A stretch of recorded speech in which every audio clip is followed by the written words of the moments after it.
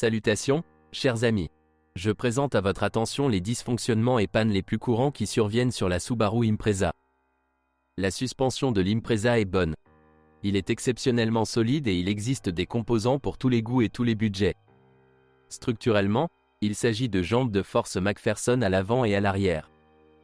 Sur les voitures atmosphériques simples avec un style de conduite modéré, presque aucun investissement n'est requis à moins que les amortisseurs et certaines pièces silencieuses ne nécessitent un remplacement au moins une fois tous les 100 à 150 000.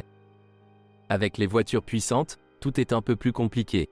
Les corps larges ont leur propre levier, plus cher, bien sûr, et chaque modification a ses propres légères différences dans les composants et les calibrages.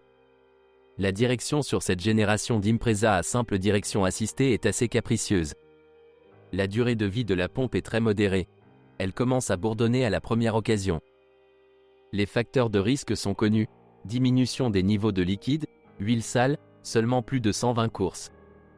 Associé à la pompe, il existe également un support de courant. La raison en est des charges élevées sur la tige et des bagues latérales traditionnellement faibles. S'il ne s'agit que d'une fuite des joints de tige, la réparation est simple et peu coûteuse.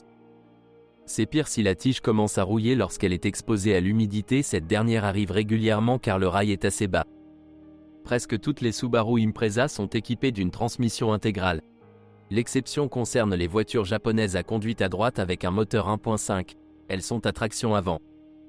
En principe, le choix des transmissions reste le même que sur la génération précédente d'Impreza: transmission manuelle à 5 rapports pour tous les moteurs sauf les moteurs suralimentés, transmission automatique à 6 rapports pour les versions les plus puissantes, transmission automatique à 4 rapports pour les moteurs atmosphériques et une nouvelle transmission automatique à 5 vitesses de Tribeca pour les versions suralimentées.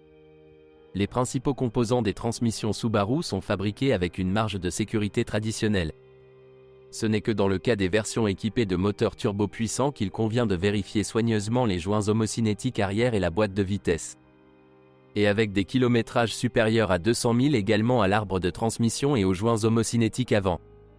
Les transmissions manuelles à 5 vitesses sont suffisamment puissantes pour les moteurs atmosphériques, mais pour les moteurs turbo et les couples supérieurs à 350 Nm, elles sont plutôt faibles.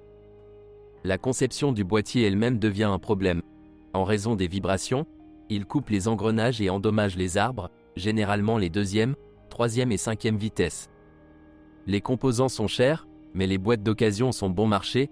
Heureusement, leur conception est compatible avec les versions antérieures qui équipaient les premières Impreza. Et là, le différentiel central avec embrayage à viscoblocage est fabriqué de manière beaucoup plus fiable que dans les systèmes modernes. Le plus gros problème de toute transmission manuelle sur l'Impreza est le bloc de différentiel central. Au fil du temps, l'embrayage de verrouillage se bloque et la voiture commence à manger du caoutchouc et du carburant en grande quantité, se déplace en sautant au moment où le verrouillage doit être activé et fait glisser obstinément l'essieu avant dans les virages. En principe, l'embrayage peut être réactivé en lavant le pack d'embrayage et en y versant de l'huile neuve. Même avec une machine visqueuse ordinaire, les problèmes disparaîtront. Certes, il n'y aura quasiment aucun blocage. Pour que cela fonctionne correctement, vous devez sélectionner de l'huile de silicone à viscosité inverse. Celles-ci sont disponibles à la vente, mais Subaru ne donne pas officiellement de recommandation de remplacement et la sélection indépendante n'est pas toujours réussie. Les pannes du différentiel avant, l'usure des anneaux de synchronisation et des embrayages ne sont pas typiques d'un fonctionnement hors course. Les transmissions manuelles à 6 vitesses sont beaucoup plus fiables. Ils ont une conception de carrosserie complètement différente qui absorbe de manière adéquate un très grand moment. Ce n'est pas n'importe quel moteur turbo qui peut l'arrêter. Il peut résister à la fois aux dérives et aux réglages avec une augmentation de couple maximale de plus de 500 Nm. Mais le différentiel central travaille encore plus fort et la durée de vie n'atteint même pas les modestes 100 000 km qu'il fonctionne dans une boîte de vitesse à 5 vitesses. Et les fourchettes de changement de vitesse ont des garnitures en plastique qui s'usent après 150 000 km. Après leur mort, l'usure commence sur les accouplements d'engagement et les fourchettes elles-mêmes. La transmission automatique à 4 vitesses 4 EAT est très fiable et très conviviale pour le conducteur, seulement si vous la comparez avec d'autres transmissions automatiques à 4 vitesses de l'époque. En fait, la voiture qui l'accompagne perd beaucoup de dynamique et gagne un bon appétit en carburant. L'unité elle-même est l'une des variantes de la transmission automatique Jatco F4 EAT, mais elle a été considérablement repensée structurellement pour être installée sur Subaru et possède son propre corps de soupape, incompatible avec d'autres marques. Le conservatisme dans la conception se traduit par une fiabilité d'éléphant, avec un couple inférieur à 300 Nm. La boîte de vitesse se sent à l'aise quel que soit le kilométrage, à condition que l'huile et le filtre externe soient changés à temps, ainsi que le convertisseur de couple. Réparé à temps et la garniture de verrouillage est remplacée. En cas d'utilisation intensive, il est recommandé de changer l'huile plus souvent que les 60 000 km maximum, mais pas avant 30 à 40. Le système de refroidissement avec échangeur thermique dans le réservoir est généralement très fiable, les fuites sont rares, mais des cas d'antigel pénétrant dans l'ATF ont été constatés. Son efficacité est suffisante pour la plupart des applications, à l'exception de la conduite tout-terrain intensive et du remorquage d'une remorque. Dans ce cas, il est recommandé d'installer un radiateur externe. Avec cette génération d'Impreza, le rêve de tous les coureurs est enfin devenu réalité. Associé à de puissants moteurs turbo, une transmission automatique à 5 vitesses 5 EAT est devenue la norme. Cette transmission automatique est également un développement des modèles Jatco, cette fois la JR507E, qui a fait ses preuves dans des modèles aussi respectés que la Nissan 350Z et l'Infiniti FX. Bien entendu, fabriqué par Subaru, il possède une carrosserie complètement spéciale et des unités hydrauliques de sa propre conception. Contrairement à son prédécesseur à 4 étages, le 5 étages est relativement capricieux. Principalement en raison de la nouveauté de la conception, il existe au moins une douzaine de versions différentes d'unités hydrauliques de plusieurs générations. En général, la boîte fournit une ressource de 200 à 300 000 km avant des réparations majeures, mais de petites choses peuvent tomber en panne plusieurs fois, principalement en raison de pannes de solénoïdes, de câblage et de capteurs. Côté mécanique, on note des pannes de l'arbre de transmission du train avant et de son différentiel. Il est réalisé sous la forme d'un engrenage planétaire. Cela casse les axes et les roulements des satellites.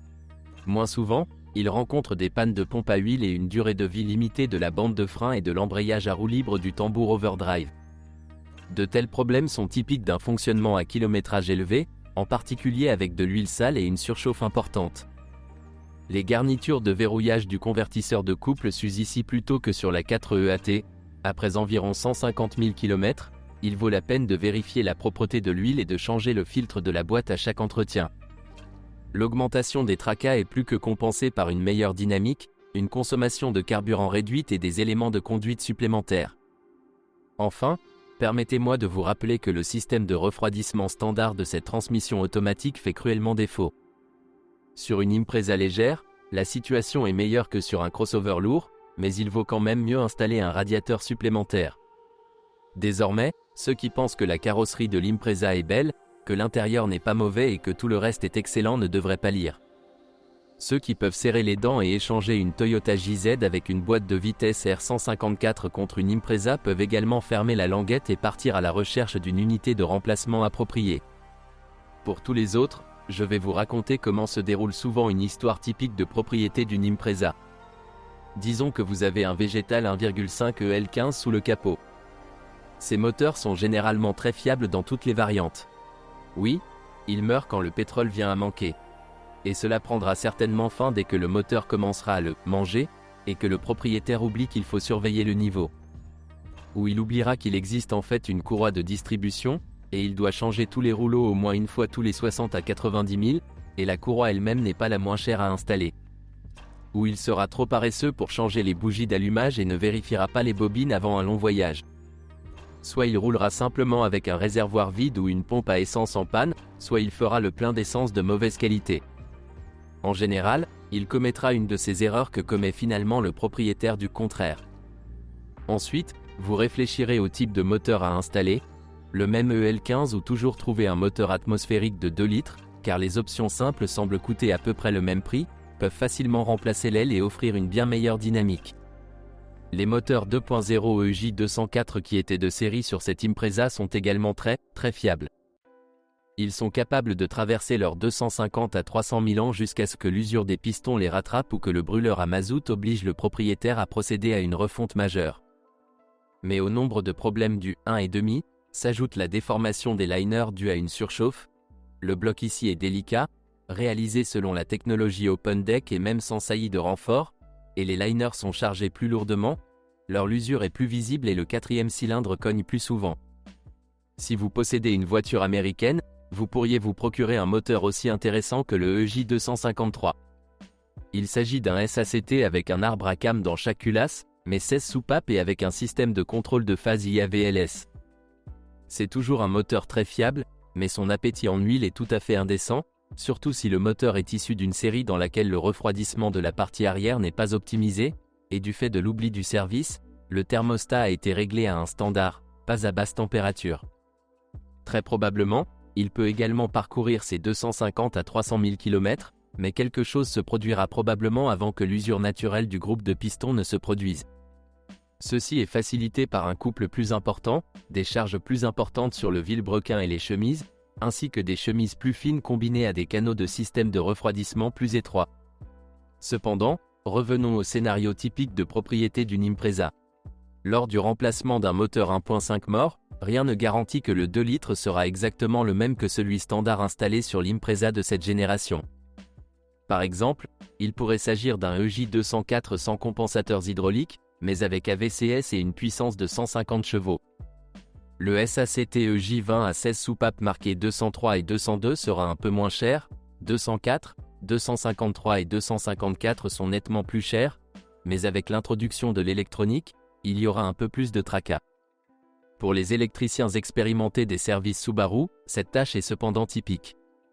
Donc, vous avez remplacé le 1.5 mort par un 2.0 relativement vivant, ou même 2.5, et cela fonctionne. Souvent pas pour si longtemps, tout dépend encore une fois du style de fonctionnement.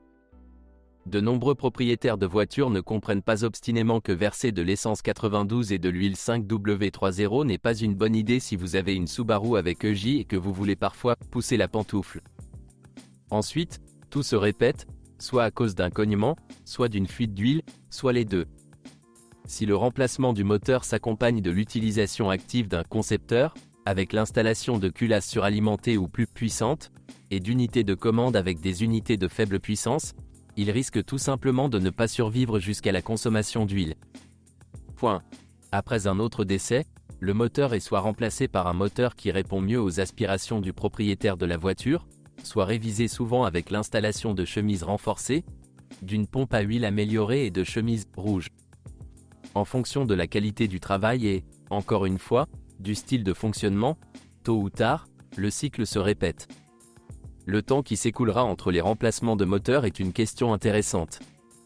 L'habileté de ne pas appuyer sur la pédale d'accélérateur lorsque l'essence est mauvaise, lorsque l'air d'admission est chaud, après des embouteillages, sans activer la commande manuelle du ventilateur et sans vérifier la température de l'huile avant le recuit, sauve vraiment la situation. De plus, cela ne vaut tout simplement pas la peine d'économiser sur les consommables, l'huile, les filtres, le carburant et l'entretien. Malheureusement, il semble que tout soit simple. En réalité, les études s'accompagnent généralement d'injections d'argent à grande échelle, de larmes et de nerfs sur une longue période. Il convient de noter que les échanges de moteurs Subaru ne sont bon marché que tant qu'il s'agit de moteurs atmosphériques produits en série ou de moteurs turbocompressés de 2 litres de faible puissance. Tout le reste coûte plusieurs fois plus cher, surtout en bon état. Les versions suralimentées des moteurs des Impreza WRX et WRX STI sont principalement des moteurs 2.5 EJ255, EJ257, et sur les voitures japonaises à conduite à droite, vous pouvez également trouver le légendaire EJ207 de 2 litres développant 265 chevaux. Et plus. Dans les moteurs puissants suralimentés, toutes les difficultés des moteurs atmosphériques sont augmentées à un certain degré. La courroie de distribution et les bougies d'allumage ont une durée de vie plus courte, les moteurs sont beaucoup plus exigeants en carburant et en état du système de refroidissement. Les moteurs de 2,5 litres sont particulièrement réputés pour leurs caprices. Si vous versez de la bonne huile et de l'essence haïssant, souvent du méthanol et de l'eau sur le refroidisseur intermédiaire, et suivez également les règles de fonctionnement prudentes mentionnées ci-dessus, il y a une chance que le moteur fonctionne pendant une période relativement longue, 150 000. Et après une révision assez simple avec remplacement des chemises et des groupes de pistons, le même nombre. C'est là que s'épuisent les informations sur les problèmes de la Subaru Impreza. Si vous en savez plus ou n'êtes pas d'accord avec ce que vous avez entendu, je vous attends dans les commentaires.